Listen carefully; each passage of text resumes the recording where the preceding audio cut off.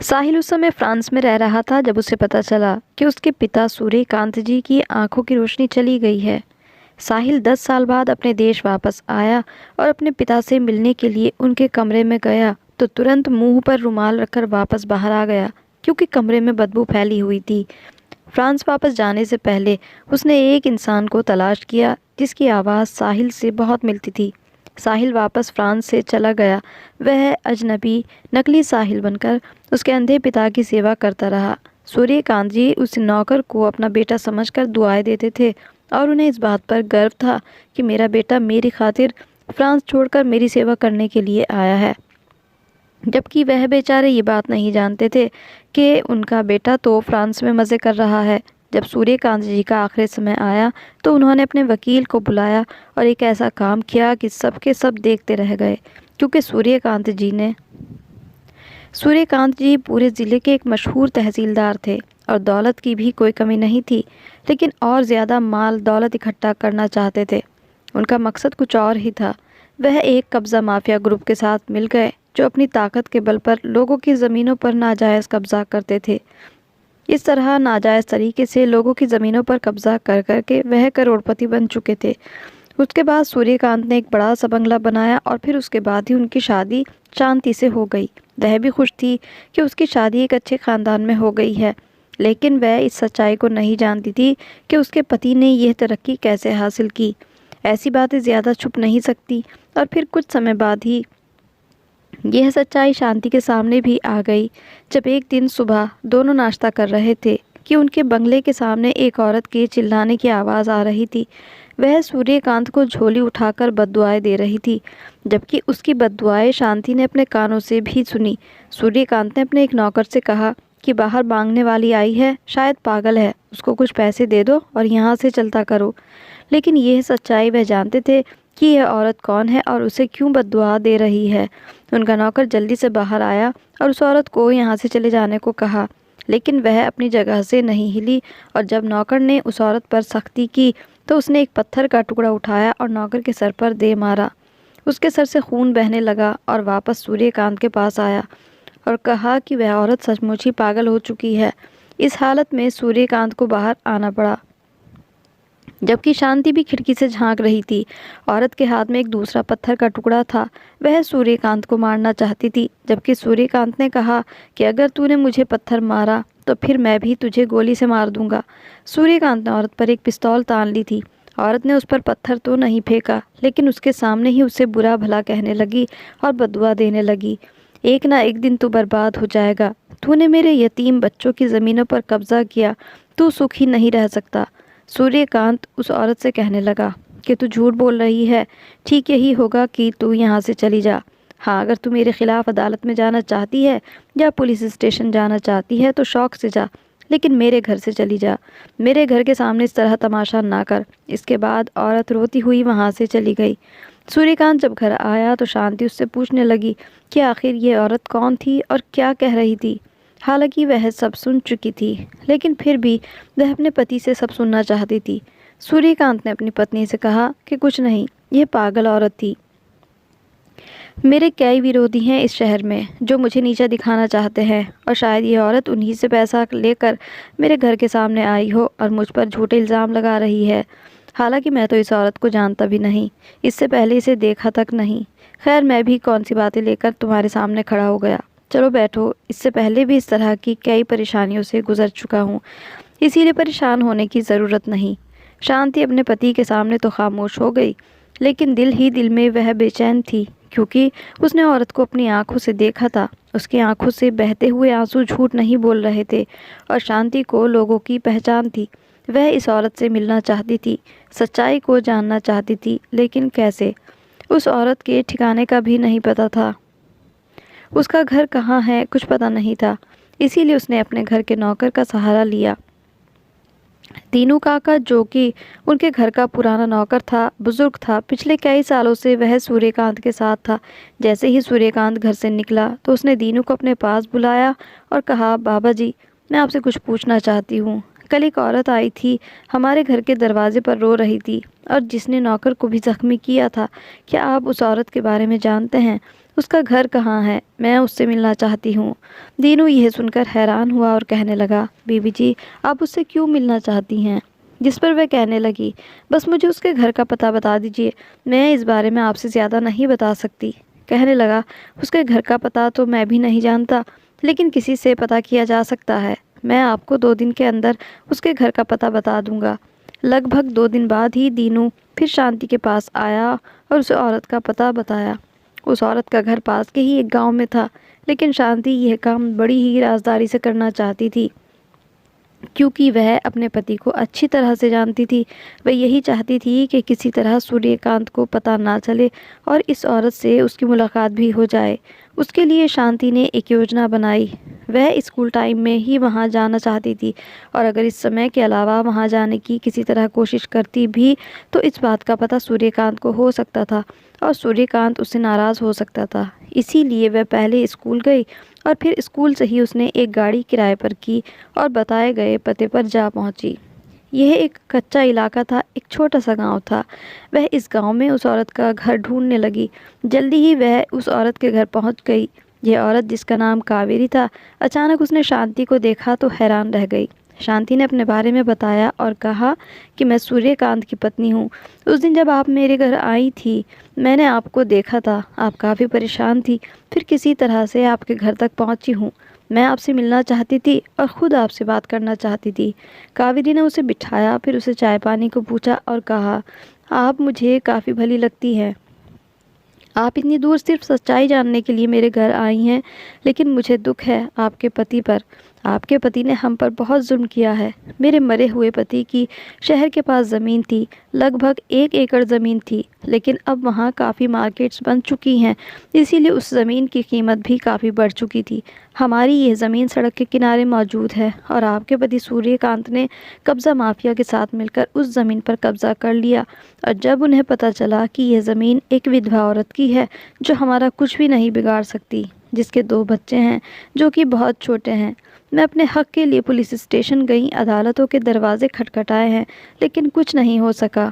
जब कुछ समझ न आया तो सूर्यकांत के दरवाजे पर जाकर उसे बद्दुआ देना शुरू कर दी, यही सोचते हुए कि शायद उसका ज़मीर जाग जाए, शायद वह गरीब की हाय से डर जाए। लेकिन वह तो बिल्कुल ही पत्थर हो चुका है, उससे किसी बात का डर नहीं था। फिर कावेरी उसे अंदर कमरे में ले गई। अंदर का नज़ारा देखकर शांति की रूह काँप कर रह गई, क्योंकि एक अपाहिज बच्ची बिस्तर पर पड़ी थी। कावेरी ने कहा, देखो, यह मेरी बच्ची पिछले 3 साल से बीमार है। एक माँ होने के नाते अपनी इस बेटी का इलाज करवाना चाहती थी। डॉक्टर से बात की तो उन्होंने कहा कि इलाज मुमकिन है, लेकिन काफ़ी पैसा लगेगा। मेरा यही इरादा था कि कुछ ज़मीन बेचकर मैं अपनी बच्ची का इलाज करवा सकूं, और वही मेरा एक साधन था। लेकिन दुख की बात कि आपके पति ने मुझसे वह सब छीन लिया। अब मैं बेबस हूँ। अपने बच्चे की इस हालत को देखकर दिन रात तड़पती हूँ। उसने शांति को ज़मीन के कागज़ भी दिखाए थे और गांव वालों ने भी इस बात की गवाही दी कि सड़क के किनारे कावेरी के पति की 1 एकड़ ज़मीन थी, लेकिन अब कब्ज़ा माफिया की वजह से उस पर कब्ज़ा हो चुका है और शहर का तहसीलदार भी उनके साथ मिला हुआ है। वह ये नहीं जानते थे कि शांति सूर्यकांत की ही पत्नी है, लेकिन वह शांति के सामने ही सूर्यकांत की बुराइयां करने लगे। कहने लगे, उस इंसान ने आधे शहर के गरीब लोगों की ज़मीनों पर कब्जा कर रखा है, अपने पद का नाजायज़ फ़ायदा उठा रहा है।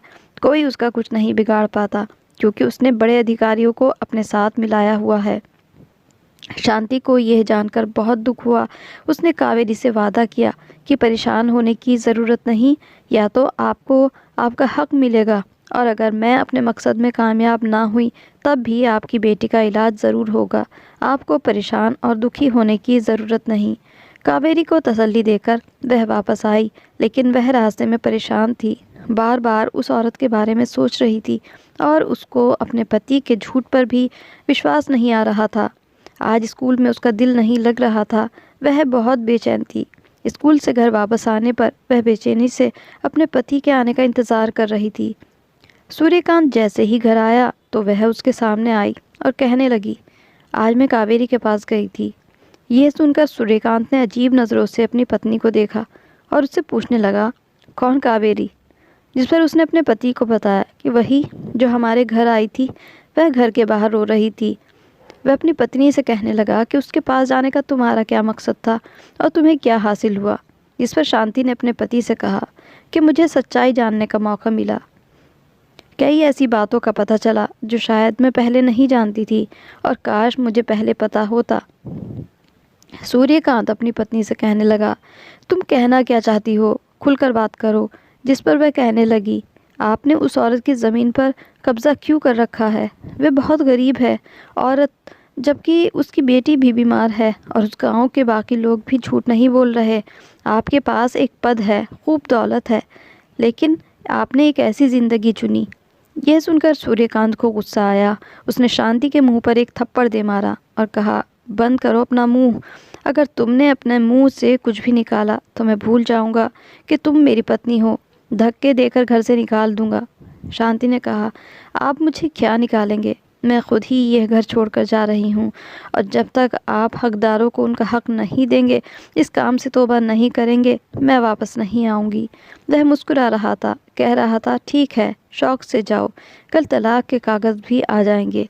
तलाक का शब्द सुनकर शांति काँप उठी, लेकिन उसके पास दूसरा रास्ता नहीं था। वह चुपचाप वहाँ से चली गई। शांति का पिता बेटी को अचानक घर में देखकर हैरान रह गया। वह रो रही थी। पिता उससे पूछ रहा था, लेकिन वह कुछ बताने की हालत में नहीं थी। कुछ देर बाद उसने अपने पिता से यही कहा कि बाबा, आपने इस शादी में बहुत जल्दी की। सूर्यकांत के बारे में आपने बहुत जल्दी की। फिर उसने अपने पिता को सारी बात बताई। सूर्यकांत की माँ को जब पता चला कि उसकी बहू घर छोड़कर जा चुकी है, तो वह अपने बेटे से यही कह रही थी कि इस लड़की के लिए तूने इतना बड़ा बंगला बनाया, हालांकि वह इस लायक बिल्कुल नहीं थी। बेटा, ज़िंदगी में पहली बार तुझसे गलती हुई, और यह गलती थी शांति से शादी। वह इस काबिल थी ही नहीं। वह अपनी माँ से यही कह रहा था कि माँ, मेरी तबीयत ठीक नहीं है, मैं सोना चाहता हूँ, फ़िलहाल इस पर बात बिल्कुल नहीं करना चाहता। दूसरे दिन ही उसने शांति के नाम तलाक के कागज़ भेज दिए। शांति को इस तलाक पर दुख इसलिए था कि उसका पिता बहुत परेशान हो चुका था, मगर दिल ही दिल में वह भी पछता रहा था कि उसने अपनी बेटी के बारे में बहुत जल्दी की। उसने सिर्फ सूर्यकांत का स्टेटस और पैसा देखा, किस तरह से वह पैसा आ रहा है, वह किस तरह का इंसान है, इसके बारे में जानने की कोशिश तक नहीं की। इधर सूर्यकांत की माँ अपने बेटे की जल्द से जल्द दूसरी शादी करना चाहती थी, क्योंकि वह जानती थी कि सूर्यकांत शांति की वजह से बहुत परेशान था। कुछ समय सूर्यकांत काफ़ी परेशान रहा, लेकिन फिर वह शांति को भूल चुका था, और अपनी माँ की पसंद की लड़की से उसने शादी कर ली। रत्ना से उसकी शादी हो गई। रत्ना को इस बात से कोई फ़र्क नहीं पड़ता था कि सूर्यकांत ने किसकी ज़मीनों पर कब्ज़ा कर रखा है, और यह माल दौलत किस तरह से आया। बस उसने जैसे ही सूर्यकांत का बंगला देखा तो दिल ही दिल में बहुत खुश हुई। कुछ समय बाद शांति की शादी भी एक हेड मास्टर से हुई। हालांकि वह सूर्यकांत जितना मालदार तो नहीं था, घर भी इतना बड़ा नहीं था, लेकिन शांति को तसल्ली थी, क्योंकि उसे इस बात का विश्वास था कि उसका पति मेहनती है। दोनों ने एक एकेडमी भी बनाई जिसमें वह गरीब बच्चों को मुफ्त पढ़ाई कराते थे। रत्ना के घर एक बेटे की पैदाइश हुई। सूर्यकांत की मां ने अपने पोते की पैदाइश पर एक बड़ी पार्टी की। उसमें शहर के बड़े बड़े नामी और बड़े बड़े दौलतमंद लोगों को बुलाया। उसने अपने पोते का नाम साहिल रखा। वह अपने पोते से बहुत प्यार करती थी, लेकिन इस पोते ने अपनी आंखों से देखा, जब वह 5वीं क्लास में पढ़ता था, उसने देखा कि उसका पिता अपनी माँ सुशीला का ख्याल नहीं रखता। उसकी दादी तो बूढ़ी हो चुकी थी, लेकिन सूर्यकांत के पास अपनी माँ के लिए बिल्कुल समय नहीं था। वह हर समय दर्द से कराहती रहती थी, रोती रहती थी, और साहिल ने बचपन से ही इस बात का अंदाज़ा लगा लिया कि उसके पिता का अपनी माँ के साथ कैसा रिश्ता था, कैसा बर्ताव था। एक दिन किसी बात पर झगड़ा हुआ और रत्ना घर छोड़कर चली गई, और फिर कभी वापस नहीं लौटी। यहाँ तक कि उसे अपने बेटे का भी ख्याल नहीं आया। वह इस जिद पर थी कि सारी जायदाद उसके नाम कर दी जाए, लेकिन सूर्यकांत नहीं माना, और सूर्यकांत ने उसके साथ बिल्कुल वही किया जो शांति के साथ किया था। सुशीला अपने पोते साहिल से बहुत प्यार करती थी, उसे अपने पास बुलाना चाहती थी, लेकिन साहिल दूर रहता, क्योंकि सुशीला की हालत बहुत ख़राब थी। फिर जब हद से ज़्यादा वह बीमार रहने लगी, तो सूर्यकांत ने अपनी माँ को अस्पताल भिजवा दिया, क्योंकि वह चलने फिरने से अपाहिज हो चुकी थी। वह हर महीने किराया देता अपनी माँ का ख्याल रखने के लिए। उस अस्पताल में एक नर्स उसकी माँ का ख्याल रखती थी, लेकिन उसकी माँ रोती रहती थी। वह नर्स से यही कहती थी, एक बार मेरा बेटा मेरे पोते से मुझे मिलना है, किसी तरह सूर्यकांत को बुलाओ। लेकिन सूर्यकांत था कि उसे अपनी माँ बिल्कुल भी याद नहीं थी। अपनी माँ को वह पूरी तरह जैसे भूल चुका था। उसके पास अपनी माँ के लिए समय ही नहीं था। फिर एक दिन सूर्यकांत को पता चला कि उसकी माँ इस दुनिया से चल बसी है, तो वह अपनी माँ को लेने अस्पताल पहुंचा। सारे डॉक्टर्स और नर्स हैरान थे कि जिसकी माँ आखिरी समय में अपने बेटे और पोते को पुकारते हुए दुनिया से चली गई, लेकिन आखिरी समय में भी ना इनका बेटा आया ना ही पोता, और आए भी तो अब जब वह इस दुनिया से जा चुकी हैं। दोनों बाप बेटा हॉस्पिटल पहुंच चुके थे। इसके बाद वह फिर से अपनी ज़िंदगी में मगन हो गए। उम्र के इस हिस्से में भी सूर्यकांत की लालच में कोई कमी नहीं आई और उसने लोगों को लूटना नहीं छोड़ा, बेईमानी करना नहीं छोड़ा, और लोगों की माल दौलत नाजायज़ कब्ज़ा करके जो पैसा उसने इकट्ठा किया, इस पैसे से ही उसने अपने बेटे साहिल को फ्रांस भेजा। यह साहिल की इच्छा थी कि वह पेरिस में पढ़ाई करना चाहता है। पेरिस की एक यूनिवर्सिटी में उसने अप्लाई किया था और उसका एडमिशन भी हो चुका था। सूर्यकांत अपनी ज़िंदगी में बहुत खुश था। वह खुद को एक कामयाब इंसान समझता था। वह यही समझता था कि बेवकूफ़ वह हैं जो अपनी माल और दौलत की सुरक्षा नहीं कर पाए और ऐसे लोगों की दौलत पर कब्ज़ा करके मैं आगे आ गया हूँ। मगर वह भूल चुका था कि इंसान जितना भी कमा ले, जितना भी किसी पर जुल्म कर ले, लेकिन एक ना एक दिन उस पर ज़बल ज़रूर आता है। सूर्यकांत में अब वैसी ताकत बिल्कुल नहीं थी। उसकी हड्डियां कमज़ोर हो चुकी थी। बेटे से फ़ोन पर ज़रूर बात होती थी, लेकिन साहिल कम ही बात करता। ना ही वापस आया था कि वह अपने बेटे से यही कह रहा था कि एक बार चक्कर लगा लो और आकर मुझसे मिल लो। हमारी इधर काफ़ी ज़मीनें हैं, काफ़ी बूढ़ा हो चुका हूँ, अपनी सारी जायदाद तुम्हारे नाम करना चाहता हूँ। लेकिन कई साल गुजर गए, वह वापस नहीं आ रहा था।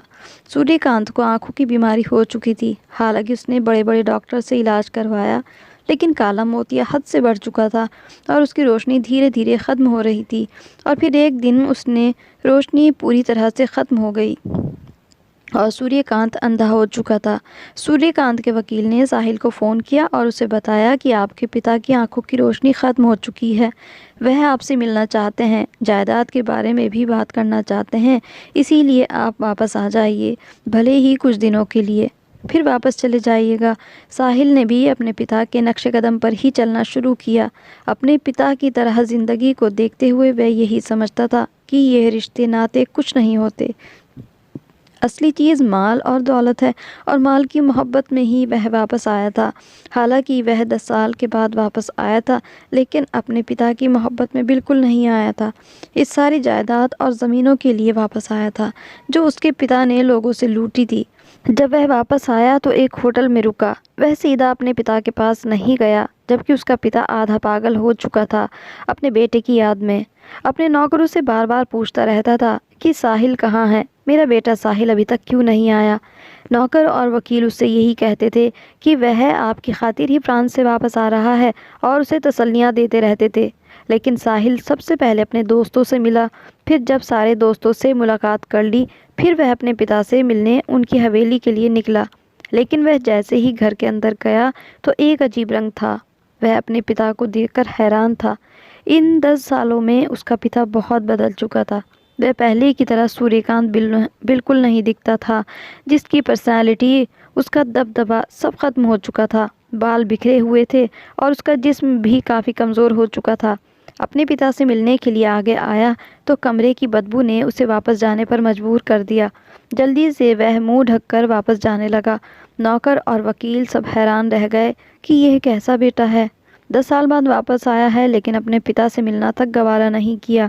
खैर, वह सूर्यकांत के बारे में भी सब जानते थे कि वह कैसा था, उसका बर्ताव अपनी माँ के साथ कैसा था। उसे भी अब वही मिल रहा था जो उसने अपनी माँ के साथ किया था। 6 महीने तक उसकी माँ हॉस्पिटल में एडमिट रही, लेकिन उसने अपनी माँ की सेवा तो दूर, उन्हें पूछा तक नहीं था। साहिल एक आदमी को जानता था जिसकी आवाज़ बिल्कुल उससे मिलती थी। यहाँ तक कि अगर पर्दे के पीछे दोनों बोलते तो कोई इनमें फ़र्क नहीं बता पाता। वह राम सिंह के पास गया। राम सिंह बेरोज़गार था। उसने राम सिंह से कहा कि तुम्हारे लिए मेरे पास एक काम है, उस काम का तुम्हें अच्छा खासा हर महीने रुपया मिलेगा। राम सिंह ये सुनकर बहुत खुश हुआ और साहिल से पूछने लगा कि मुझे करना क्या होगा। उसने कहा, तुम तो जानते हो कि मेरे पिता अंधे हो चुके हैं, तुम्हें बस उनका ख्याल रखना पड़ेगा, लेकिन साहिल बनकर। यह सुनकर राम सिंह हैरान हुआ और कहा, मुझे आपकी बात समझ नहीं आई।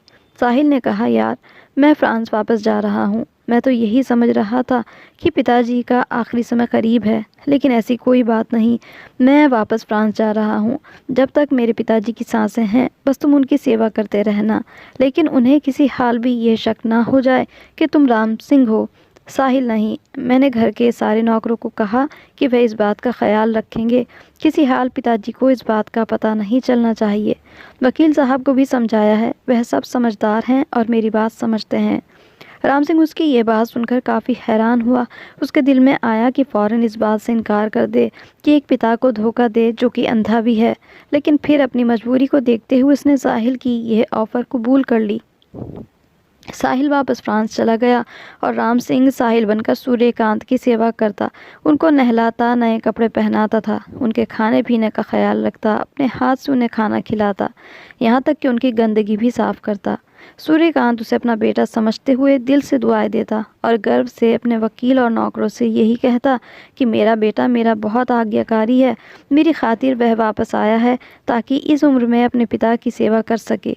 उसकी यह बात सुनकर नौकर हैरान होते, लेकिन वह मजबूर थे, सच्चाई नहीं बता सकते थे। सूर्यकांत राम सिंह को अपने कमरे में बिठाकर उससे घंटों बातें किया करता था और राम सिंह ने भी कभी भी सूर्यकांत से किसी भी अप्रसन्नता नहीं जताई, बल्कि वह दिल से ही उसकी सेवा करता था। सूर्यकांत की बातें बड़े ध्यान से सुनता और समझता था। सूर्यकांत उससे बातें करते हुए कहता, बेटा ज़िंदगी मैंने गुनाहों में गुजारी है, मैं बहुत बड़ा गुनहगार हूँ। आखिरी समय में मैं अपनी माँ की भी सेवा ना कर सका और लोगों की ज़मीनों पर कब्ज़ा करने में लगा रहा। मैं लालच में अंधा हो चुका था, लेकिन मरने से पहले मैं सारे लोगों को उनकी ज़मीनें वापस करना चाहता हूँ। शायद मुझे इस वजह से माफ़ी मिल जाए। एक दिन अचानक उनकी तबीयत बहुत ख़राब हुई। उन्होंने अपने सारे नौकरों को जमा किया, वकील को भी बुलाया, कहा कि मेरा आखिरी समय आ चुका है, मेरे बेटे को बुलाओ। राम सिंह उसके सामने आया तो उसने राम सिंह को अपने पास बिठाया, उसके हाथों को चूमा और कहने लगा, मैं अंधा ज़रूर हूँ, लेकिन लोगों की पहचान ज़रूर कर सकता हूँ। जिस दिन तू मुझसे मिलने आया था, मुझे गले से लगाया, उसी दिन मैं पहचान चुका था कि तू साहिल नहीं। मैं अपने बेटे की खुशबू अच्छी तरह पहचानता हूँ, लेकिन तू जो भी है दरअसल तू ही मेरा बेटा है। 1 साल तक तूने मेरी सेवा की, मुझे जो भी मिलता रहा वे बहुत कम है इस सेवा के बदले में।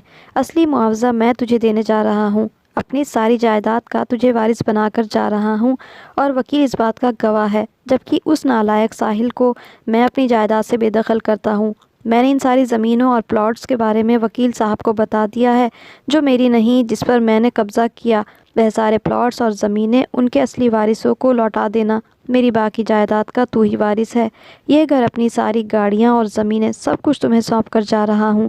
बस मेरी बख्शिश के लिए दुआ करते रहना और दुआ करना कि ऐसी औलाद किसी को न दे जैसी मुझे मिली, जो 10 साल बाद वापस आया, लेकिन अपने पिता को छूना भी ठीक नहीं समझा।